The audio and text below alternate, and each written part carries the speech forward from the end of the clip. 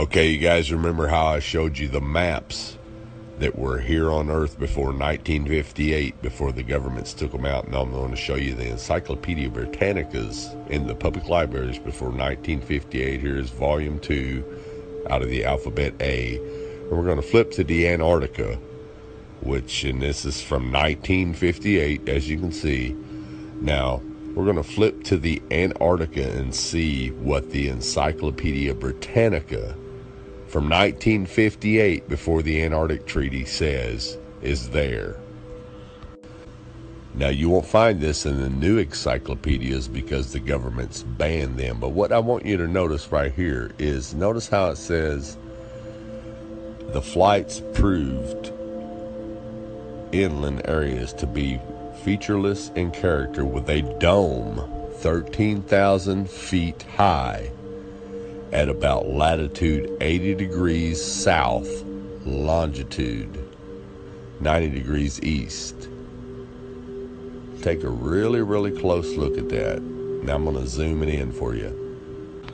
When they returned to New Zealand, these flights proved the inland areas to be featureless in character, with a dome 13,000 feet high at about latitude 80 degrees south, longitude 90 degrees east. Now, if this doesn't make sense to you, let me show you with an image of what a flat earth map would look like. Now, this is what latitude 80 degrees south would look like on a flat earth map. As you can see, the dome comes down closer to you over the wall, which will be about 13,000 feet.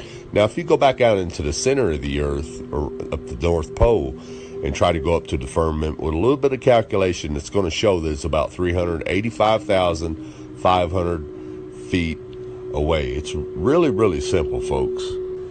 Now, if you're not familiar with any of this at all, and you're just now new to all this, you can say, well, this guy is crazy. He doesn't know what he's talking about. But what you got to ask yourself is, why do all the maps before 1958 show a flat earth with the ice wall around it and a firmament, a dome? And why does the encyclopedia tell you that there's a dome there, and it gives you the exact height at a certain latitude and longitude?